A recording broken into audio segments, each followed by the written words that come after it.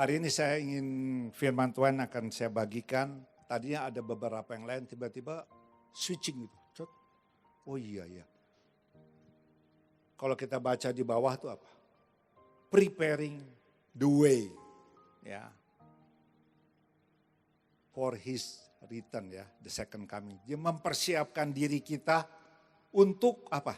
Kedatangan Yesus yang kedua kali. Ya. Jadi kita yang ada di sini nih adalah pilihan-pilihan, saya percaya. Ya. Kita harus bersiap sedia ya untuk menjadi bride of Christ. Ya. Menjadi apa? Menjadi mempelai Tuhan ya. Mau ya? Siapa yang mau? Wow, ya. Jadi kita akan lihat ya. Kalau kita setelah diselamatkan oleh Tuhan Yesus ya. Kita ini tingkatannya hubungan kita sama Tuhan Yesus itu bagaimana gitu. Ada 5 tingkatan. 5 tingkatan. Kita hubungan sama Tuhan apa? Yang pertama ya. Sebagai apa? Sebagai hamba. Kita tahu ya.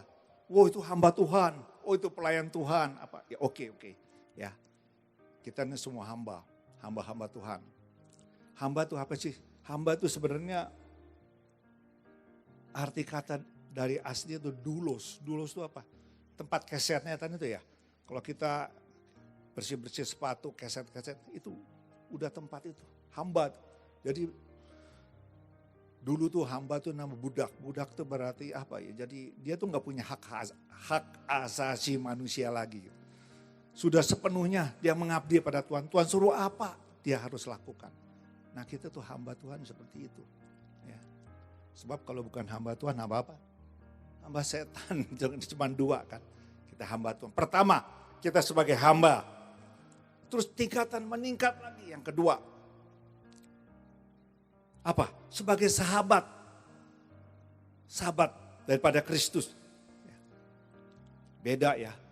Seorang hamba dan sahabat. Kita lihat ayatnya di mana tuh. Yohanes 15 ya. Tuh disampaikan ya. Di situ dikatakan apa? Kita lihat ya, saya tadi ayat-ayatnya. Aku tidak menyebut kamu lagi hamba. Tuh, ya. Sebab hamba tidak tahu apa yang diperbuat oleh tuannya. Tetapi aku menyebut sahabat. Teman, sahabat. How peng you? Wah itu teman sahabat ya. Luar biasa ya. Karena aku telah memberitahukan kepada kamu segala sesuatu yang telah kudengar dari Bapa di sorga. Jadi sahabatnya one step lebih naik ya. Jadi kalau kita punya teman ya, teman akrab, kita bisa ngobrol ya. Bisa curhat. Wow segala sesuatu bisa dia menasehati, dia bisa ngomelin kita juga. Ya namanya sahabat, teman, enak gitu ya toh. Nah Tuhan tuh di dalam ayat tadi dia tuh ingin kita sebagai sahabat juga. Di mana teman ngobrol, teman kita bisa curhat. Oh ya Tuhan, wow. Ada satu yang intim ya sebagai sahabat. Ada satu ayat yang menarik. Dia Amsal 17 ayat 17 ya. Ini ayat terkenal ya. Sering kali kita suka dengar. Tapi nggak bisa ditayangkan. Amsal 17 ayat 17. A friend in need is a friend indeed bahasa Inggrisnya. Seorang sahabat menaruh kasih setiap waktu dan menjadi saudara dalam apa? Kesukaran. Jadi kalau punya sahabat yang sejati itu bukan apa? A friend in need ketika teman lagi sulit, ketika teman lagi susah. Oh, sahabat tuh dia datang. Dia merangkul, jadi menjadi seorang saudara dalam kesukaran. Biasanya kalau sekarang ada gula, ada semut kan. Kita punya sahabat, oh kalau dia kaya, punya ini, wah kita makan, traktir, ini traktir. Biasanya orang pada kumpul. Tapi benarkah itu sahabat sejati? Pada manakala kita mengalami kesulitan, nah itulah. Yesus itu sahabat sejati buat kita kan. Manakala tadi lagu-lagunya di saat badai bergelora, ku akan terbang bersamamu. Dahsyat kan? Jadi saat badai kita terbang. Karena ada sahabat kita ya. Terus apa lagi? Meningkat. Hamba yang pertama. Yang kedua, sahabat. Dan yang ketiga apa? Anak Tuhan. Loh, setelah kita nerima Yesus, kita disebut sebagai anak-anak Tuhan. Ayatnya ditayangkan Yohanes 1 ayat 12 yang bunyinya seperti itu. Coba. Tetapi semua orang yang menerimanya diberinya kuasa. Diberi kuasa. Ketika kita buka hati, terima Yesus, wah dikasih kuasa. Supaya menjadi anak-anak Allah. Yaitu mereka yang percaya dalam namanya. Ya. Kita menjadi anak. Kita diangkat jadi anak. Kalau diangkat jadi anak apa biasanya? Kalau ayah sama anak nanti ahli waris ya. Ahli waris ya. Mau jadi ahli waris. Siapa mau jadi ahli waris? Jangan surga ya. Ya. Kita nih udah jadi anak loh. Benar kan? Ya. Di dalam Galatia 4:7 dikatakan ahli waris ya. Mungkin bisa ditayangkan lagi. Ya. Galatia 4:7 ada ayatnya. Nah itu jadi ahli waris otomatis ya. Cuman ada satu hal yang kita mesti perhatikan. Apa benar tuh anak tuh bisa jadi ahli waris? Ini pertanyaan kan. Wah saya anaknya si ini. Belum tentu loh kadang-kadang ya kita lihat. Di dalam Alkitab di sini dikatakan apa nih ahli waris ya. Oke ya udah jelas ya. Kita tuh ahli waris. Kalau kita jadi anak-anak yang benar. Anak-anak yang sungguh-sungguh dengan Tuhan ya. Melekat sama Tuhan ya. Kita pasti jadi ahli waris. Itu janji-janji Tuhan. Tapi kita tahu kan ada kisah anak yang hilang ya. Oh. Kalau anaknya kabur gimana? Gak bisa apa-apa sang bapak ya. Anak itu bener loh. Anak ada dua. Si sulung, si bungsu kita tahu udah kisah itu udah. Ya. Terus si bungsu bapaknya masih hidup. Coba kasih dia separuh hartanya. Saya mau pergi. Mau berfoya-foya. Pergi. Dia berfoya-foya kita tahu ya. Waktu dia banyak duit, banyak orang datang. Begitu dia miskin, habis-habisan. Gak ada tuh teman-temannya tadi ya kan. Gak ada Bahkan ketika dia, kalau kita baca tuh dia makan makanan. Dia kerja di tukang babi kan. Saking lapar aduh. Udah keroncongan keras.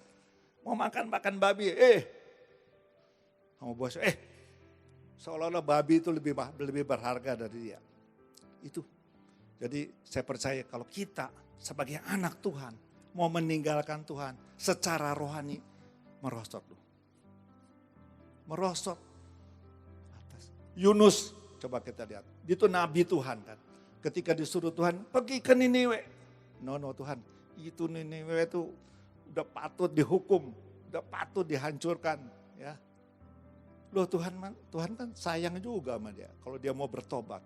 Tapi si Nabi Yunus itu kalau kita baca kisah. No. Dia disuruh ke sana. Dia ke Tarsis. Yang berlawanan Niniwe itu. Dia pergi. Coba kita lihat. Turun kan. Dia pergi lari. Naik kapal.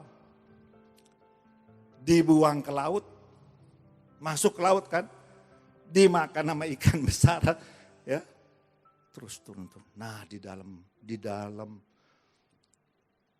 kesesakan yang paling baru dia berseru. Si anak ini juga kan, anak yang hilang ini, ya si bungsu ini juga begitu. Ketika dia mau makan babi, mau makan ini nggak bisa. Dia ingat. Saat itu balik. Oke, bapaknya selalu buka tangan. Dia tunggu di depan. Weh, datang. Dia berlari loh. Bukannya, biar aja dia tahu rasa loh ya. Bapak dunia barangkali begitu ya, rasain ya. Aduh, sekarang lu balik lagi kemari. Pokoknya begitu tuh. Pak Baso loh, kok gitu ya? Nggak salah be. Dia udah ngabisin harta kok masih disayang-sayang coba. Bapak kita tuh sayang. Cuma lama nggak peduli kita tuh apa. Asal kita mau datang sama Tuhan, mau datang sama Tuhan, dia terima. Ya enggak. Yang disalib. Coba, itu lebih ngeri lagi. Kemarin saya di rumah duka, saya bicara juga, coba. Itu yang disalib itu 2 penjahat kan di samping Yesus. Wah, penjahat bener-bener kan. Orang disalib zaman dulu tuh bukannya tukang nyolong ayam, tapi udah pembunuh, pemerkosa, wah udah bla bla bla yang kelas berat, hukuman mati disalib. Di mana bumi nggak terima, langit juga nggak terima, digantung begitu ya. Nah, pada saat digantung apa yang terjadi? Yang satu olok-olok ya sama Tuhan. Hei, kamu kan hebat ya. Orang lumpuh berjalan, orang buta melihat, jangan terbalik ya. Orang buta berjalan enggak ya. Orang buta melihat, orang lumpuh berjalan. Orang mati bangkit. Sekarang ya, kalau memang benar-benar orang yang seperti Yesus itu sekarang turun. Selamatkan saya juga gitu. Tapi yang satu lagi enggak. Ya kalau kita ini udah patut, dia enggak. Yesus ingat, wow itu kata-kata. Ingat ya, nanti saya nih, Yesus langsung hari ini juga, wow mantap. Kamu dan saya bersama-sama di Firdaus. Itu benar-benar keselamatan yang nyaris, betul ya. Nyaris ya. Jadi anak itu juga ya kita mesti dengar-dengaran firman ya. Jangan kabur-kaburan. Ya syukur kalau saat last minute dia datang lagi sama Tuhan seperti si penjahat. Tapi kalau nggak keburu begitu kan banyak loh orang yang ya sudahlah. Nanti aja kayak om itu yang udah tua, yang di depan tuh ya, yang lagi bicara tuh udah tua, dan nanti saya baru tobat. Kalau sempat, banyaknya nggak sempat loh. Banyak nggak sempat. Ya, jadi selama masih ada kasih karunia, masih ada kesempatan, masih bisa bernafas, jangan sia-siakan waktu itu. Ya. Pada saat kematian tuh datang tiba-tiba cep seperti jerat. Ya. Kalau kita nggak siap ya, kita akan menjadi anak yang hilang tadi. Walaupun kita mungkin tadinya udah terima Tuhan, udah dibaptis, sudah apa, tapi hidup kita sembrono ya. Kita hati-hati ya. Nah, terus apa lagi yang meningkat lagi daripada itu? Yang keempat, sebagai tunangan. Ya, tunangan Kristus. Sebenarnya yang keempat, kelima ini ya mirip-mirip ya, udah tunangan ya. Yang kelima itu mempelai. Kita baca ayatnya 2 Korintus 11 ya, ayat 2 apa dikatakan. Nih ya. Sebab 1, 2, 3 nih ya. Cemburu kepada kamu dengan cemburu ilahi loh. Karena aku telah mempertemukan kamu kepada satu laki-laki untuk membawa kamu sebagai perawan suci kepada Kristus. Jadi artinya apa? Ini Paulus ini benar-benar punya cemburu ilahi. Lucu ya, cemburu ilahi. Ya, cemburu ilahi itu saya kira itu sebagai apa ya, the holy discontent katanya kadang-kadang ada the holy ya, holy kan kudus, discontent ketidakpuasan yang kudus. Wah, ya, saya pernah baca bukunya tuh, ada ketidakpuasan yang kudus. Kenapa? Ini orang saya udah pertunangkan sama Kristus. Jangan sih nengok-nengok kiri kanan lagi, udahlah fokus satu inilah. Walaupun ditawar, udah ini jadi ada kecemburuan ilahi. Yang seperti itu. Yang terakhir yang paling kita dambakan apa? Tingkatan yang terakhir tadi, pertama hamba, kedua apa? Sahabat, ketiga anak, keempat tunangan ya. Tunangan tuh masih belum married loh, ya toh. Baru tukar cincin, apa ya biasanya ya tunangan lah begitu. Meritnya nanti biasanya baru kan. Belum disahkan benar-benar ya. Belum diberkati secara itu ya. Oke, yang terakhir baru setelah tunangan apa? Mempelai. Ya, menjadi mempelai Kristus ini yang paling tinggi, tingkatnya yang paling tinggi. Ya, menjadi suami istri dengan Kristus ya. Itu dia bilang Kristus sebagai mempelai pria, kita nih sebagai gereja dan orang-orang percaya sebagai mempelai wanita. Kita baca ayatnya di Yohanes 15 ayat 4, itu katakan dia apa? Itu ada kesatuan hati kan. Yang A itu kita baca. Tinggallah di dalam aku dan aku di dalam kamu. Sama seperti ranting tidak bisa berbuah dari dirinya sendiri kalau ia tidak tinggal pada pokoknya. Demikian juga kamu tidak berbuah jika kamu tidak tinggal di dalam. Jadi itu ada satu kesatuan, pokok anggur sama ranting itu kita tuh ranting pokoknya menjadi satu. Menjadi satu kesatuan sehingga ya makanya kalau suami istri diberkati maka keduanya menjadi satu daging. Apa yang sudah disatukan Allah jangan dipisahkan dengan manusia. Satu daging itu berbeda dengan satu darah. Betul ya? Satu daging suami istri satu daging loh. Jadi satu. Kalau satu darah tuh. Sama koko kita, kakak kita, adik kita satu darah. Sama mama kita juga papa kita sebenarnya satu darah. Tapi bukan satu daging. Tetap kita hormati, tetap kita sayangi dengan luar. Tapi itu bukan satu daging. Tapi kalau istri kita, suami kita itu satu daging. Maka Tuhan membenci perceraian sebenarnya. Apa yang sudah disatukan jangan dipisahkan oleh manusia. Ya, itu janji-janji di situ. Makanya mempelai itu ada sesuatu yang spesial. Ya, sebagai mempelai itu udah menyatu dengan Tuhan. Itu lebih lagi, lebih dari sahabat, lebih daripada hamba, lebih wah itu udah lebih lagi. Itu yang paling tinggi. Sekarang yang menjadi pertanyaan bagaimana kita akan menjadi seperti mempelai yang baik. Kita baca ya dari Matius 25 ayat 1 sampai 13. Itu ini karena topiknya ini beberapa waktu lalu sebelum saya bicara saya siapkan bahan yang lain tiba-tiba ketika switching. Wah, ini yang kita masuk the bride of Christ, preparing the way ya. Kita siap-siap Tuhan datang sewaktu-waktu ya. Nah ini satu pelajaran ya yang bagus yang kita harus perhatikan. Kita baca ya. Dari Matius 25 ayat 1 sampai 13. Gadis-gadis yang bijaksana dan gadis-gadis yang bodoh. Pada waktu itu kita baca sama-sama ya. 1, 2, 3. Pada waktu itu hal kerajaan sorga seumpama 10 gadis yang mengambil pelitanya dan pergi menyongsong mempelai laki-laki. 5 di antaranya bodoh dan 5 bijaksana. Gadis-gadis yang bodoh itu membawa pelitanya tetapi tidak membawa minyak. Sedangkan gadis-gadis yang bijaksana itu membawa pelitanya dan juga minyak dalam buli-buli mereka. Tetapi mereka datang-datang juga, mengantuklah mereka semua, lalu tertidur.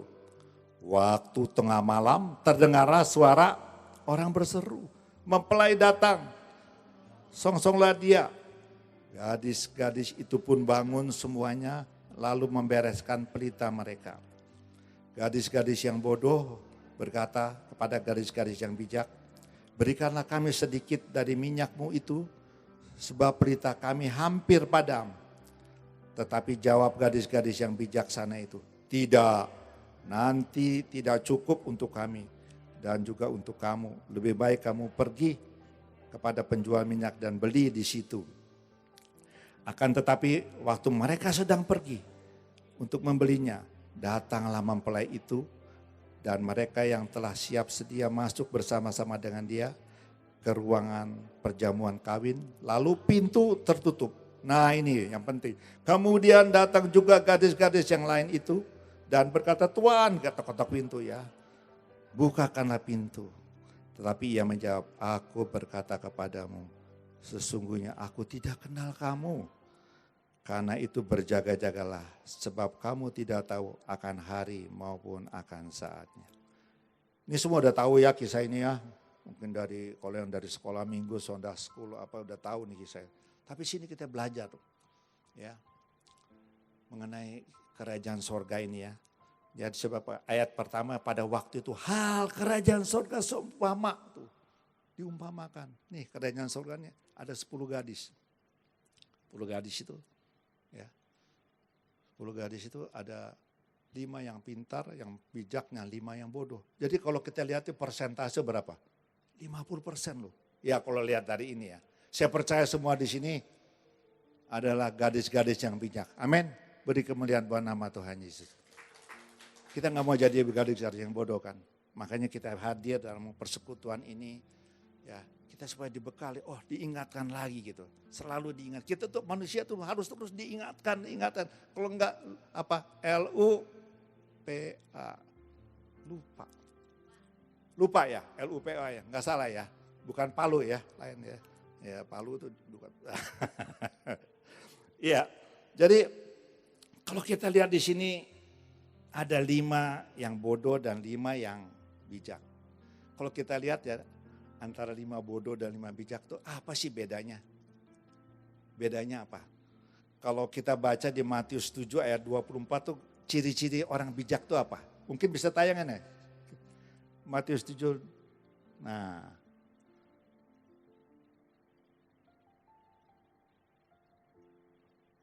Matius 7 ayat 2, nah itu ya.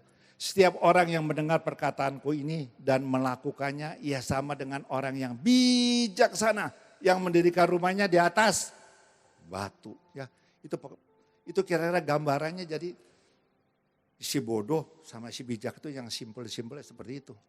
Ya, barang siapa mendengar dan melakukan firman, kita dengar firman Tuhan, bisa melakukan enggak? Itu kata yang lain lagi deh.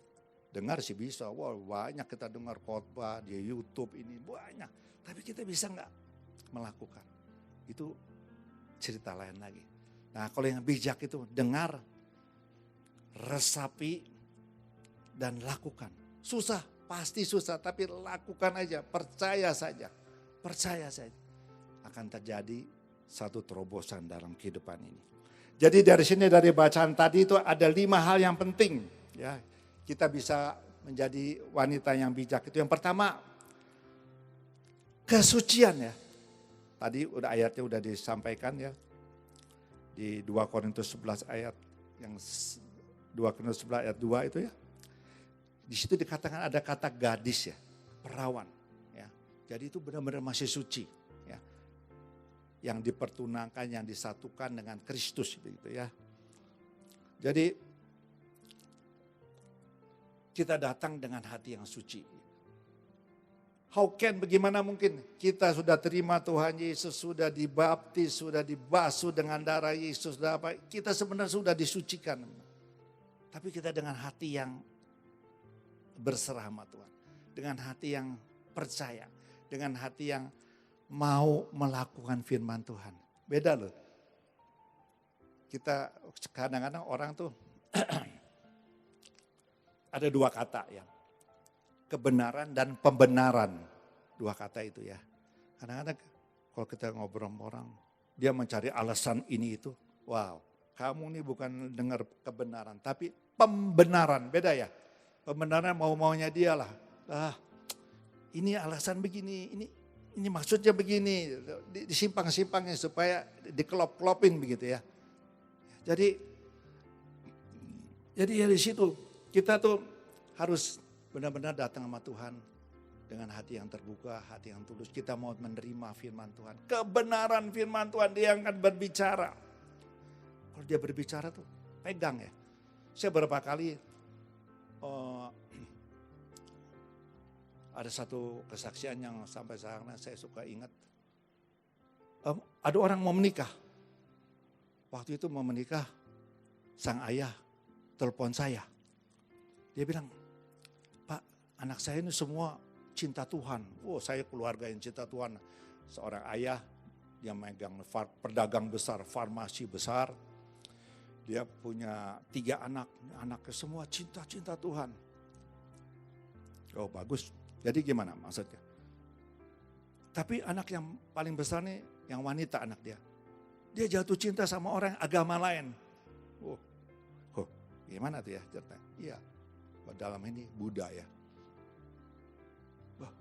Terus jadi dia mau merit di gereja, terus pulang dari sini dia pergi ke kuil, ke vihara, dia juga mau ke sana, ada 2 begitu.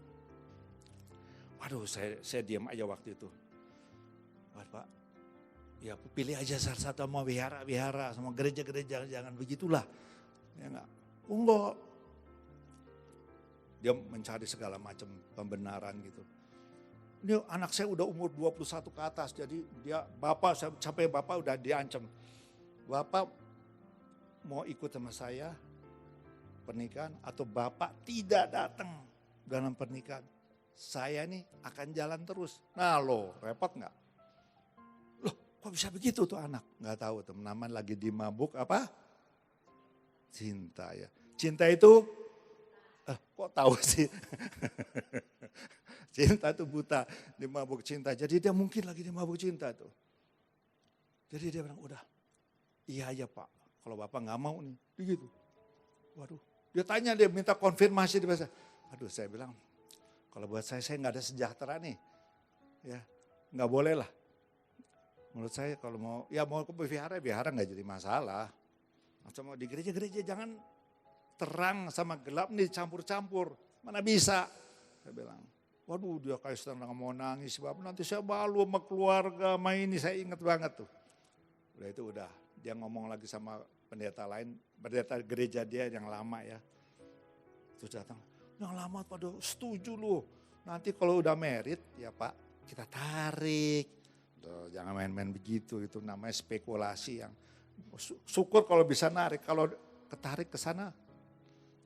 Jadi udahlah, saya bilang saya sebagai hamba Tuhan, sebagai pendeta, saya juga pikir saya nggak bisa menyimpang. Sudah Pak, ini aja.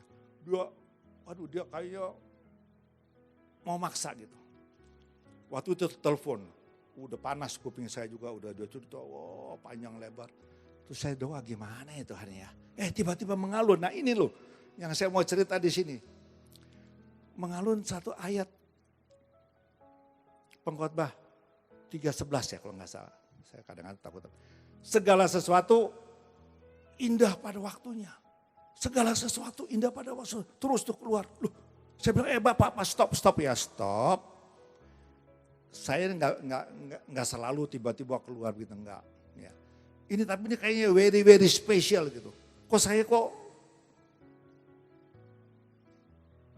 diyakinkan dengan ada suara yang terus.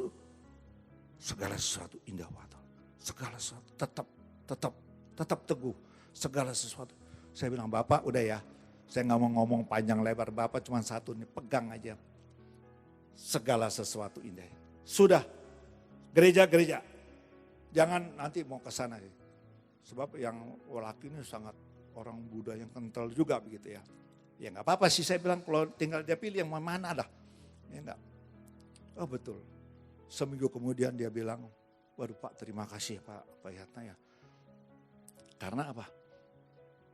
Anak tuh datang, kui itu apa ya, nyembah ya. Bapak minta ampun loh. Tanpa banyak omong, cuman mungkin Bapak tegas, no saya hanya begini. Ya, dia saja kui. Dan dia mau diberkati di gereja. Tepuk tangan buat nama Tuhan Yesus. Waktu pernikahan ya dia diberkati di gereja yang lain, nggak jadi masalah lah pokoknya. Saya datang pernikahannya, tuh dia merasa waduh sumringah, apa sumringah tuh ya.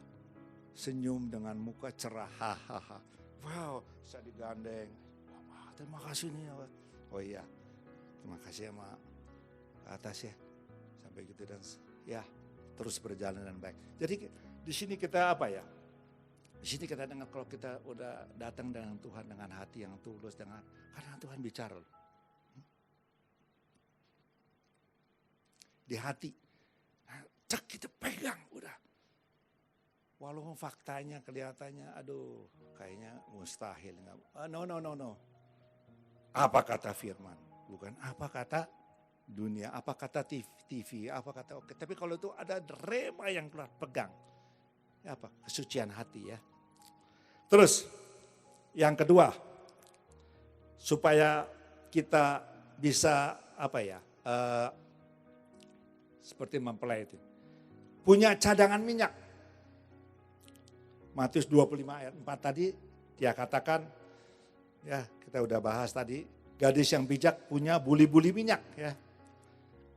Artinya dia hidupnya apa? Buli-buli itu persiapkan minyak. Ini pelita zaman dulu tuh kayak lampu Aladin mungkin begitu ya, saya bayangin ya. Ini ada minyak yang mesti diisi kan. Ya. Jadi Kita mesti siap-siap, minyaknya lama-lama habis kan. Dia siap. Yang bijaksana itu, ya dia tahu, Yesus pasti datang. Ya. Gak usah nunggu Yesus datang. Saat kita tutup mata ya ya udahlah, kita udah sama aja. Ya. Jangan nunggu nanti Yesus datang hari kiamat kedua. Oke, boleh-boleh aja supaya kita jadi aware, waspada ya. Tapi kalau kita tiba-tiba ya tutup mata. Kita udah siap dong. Apakah kita punya buli-buli? Doa, pujian, firman, melakukan firman seperti itu. Yang cadangan-cadangan ya. Terus ada yang ketiga ada langsung dah ya. Saya kira waktunya sampai jam berapa nih Pak? Terus ya. Yang ketiga kita harus waspada dengan jerat-jerat iblis.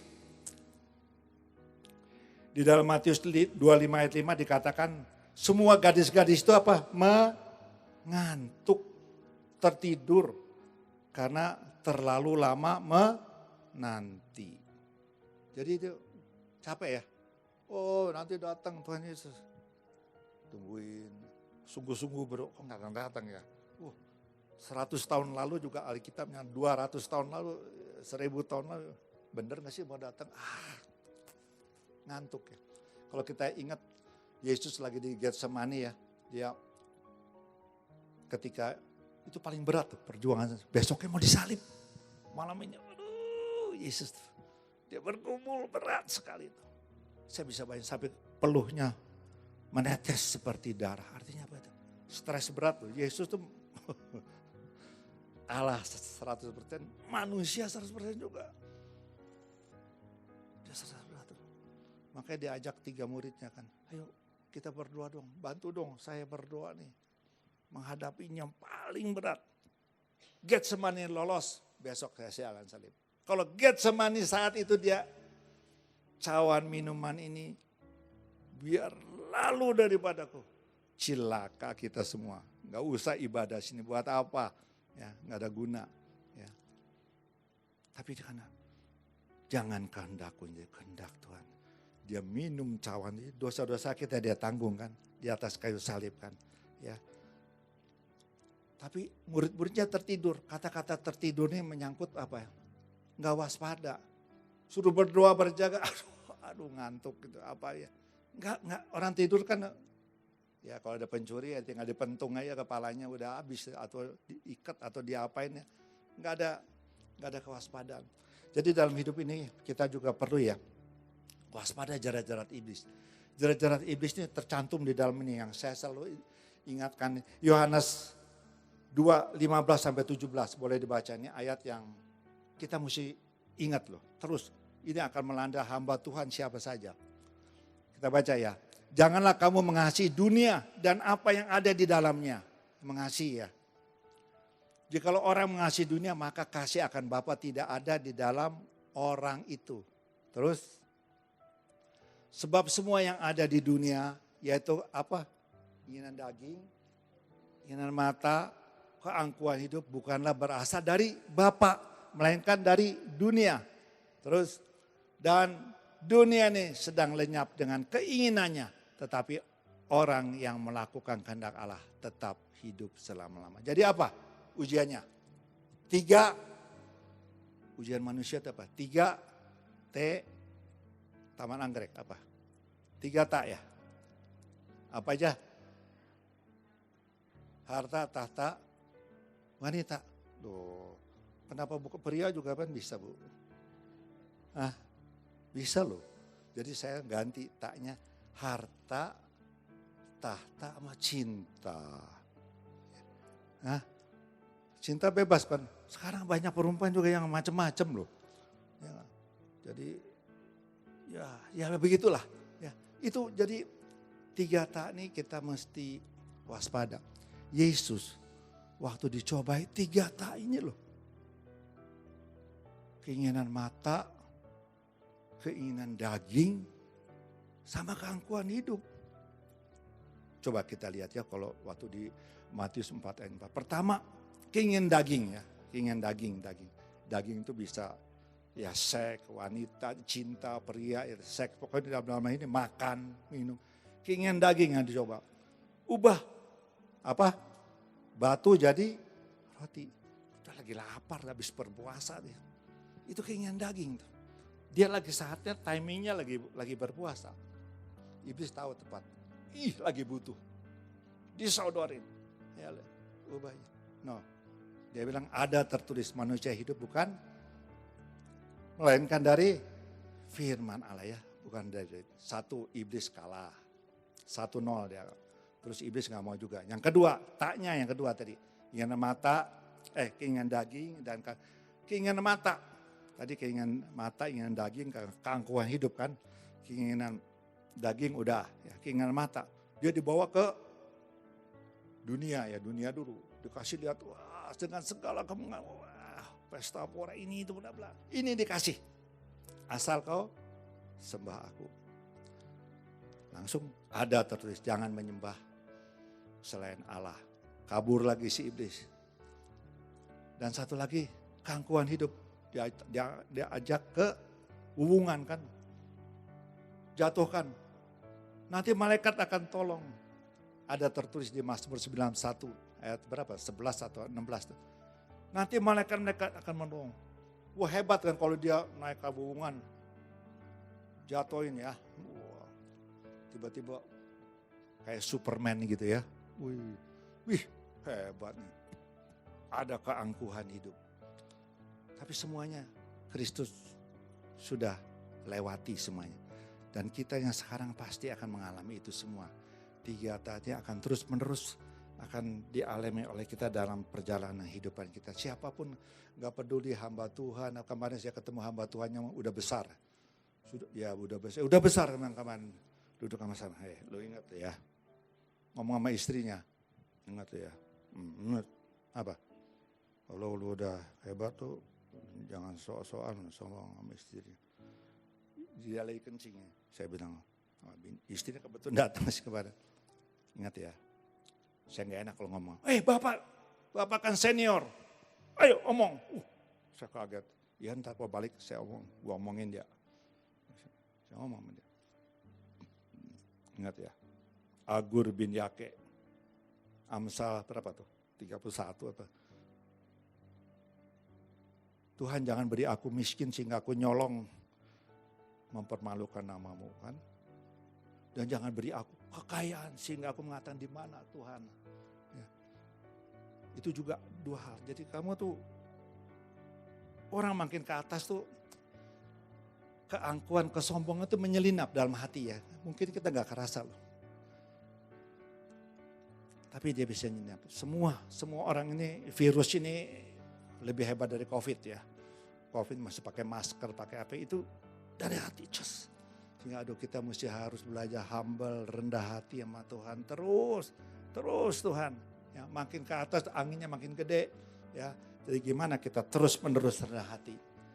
Terus berdoa, terus menyembah, terus dalam ikatan persekutuan yang benar. Persekutuan macam-macam kan. Ada persekutuan yang ngomongin, wah macam-macam udah saya nggak bisa ngomong lah. Ya, jadi seperti itu. Terus yang keempat apa? Tadi yang ke-1 kesucian, yang kedua cadangan minyak, mempersiapkan ketiga waspada dengan jarak-jarak iblis karena kita ngantuk ya, ditipu dengan macam-macam, wah ini itu segala macamnya. Yang keempat, jangan andalkan orang lain ya. Kalau kita baca dari Matius 25 ayat 8 tuh, dia minta minyak ya. Mengandalkan orang lain. Masuk surga itu nggak bisa boncengan loh. Betul ya? Naik motor, boncengan, masuk ya sama-sama gitu. Nggak bisa. Mengandalkan orang lain. One by one, satu demi satu. Ya. Jadi kita nggak bisa andalkan. Wah, apalagi dulu banyak orang tua saya tuh pendeta. Engkong saya pendeta. Saya ini begitu cerot di bumi udah Kristen. Hati-hati. Banyak orang yang wah udah anggap enteng ya. Mengandalkan semuanya. Pribadi demi pribadi ya. Kita akan berhadapan dengan. Yang terakhir, yang kelima. Pemain musik mungkin bisa siap. Ya, Yang kelima, nanti kita akan doa supaya ada impartasi daripada firman Tuhan hari ini, kita mengalami sesuatu yang dahsyat ya. Yang kelima, tetap berjaga-jaga selalu. Ayatnya yang terakhir ya, Matius 25 ayat 15 itu. Coba kita baca ayat terakhir, 1, 2, 3. Loh, salah nih. Salah nih mungkin, ayat berapa tuh? Pokoknya terakhir 25 ayat 13 ya, itu berapa? Ya, karena itu, nah berjaga-jagalah sebab kamu tidak tahu akan hari maupun akan saat. Jadi arti kembali lagi pesannya cuma satu, berjaga, berdoa. Berjaga itu berarti ya berjaga-jaga supaya kita tidak jatuh dalam pencobaan ada ya. Berjaga berarti kita harus siap ya. Menghadapi segala sesuatu ini kita nggak tahu ke depannya. Yesus datang kapan, apakah kita mesti selalu berjaga. Ready or not, Jesus is coming katanya. Siap atau nggak siap, Tuhan pasti akan datang. Jadi kita harus siap sedia. Amin. Ya itu aja. Sekali lagi beri kemuliaan buat nama Tuhan Yesus, kita akan berdiri.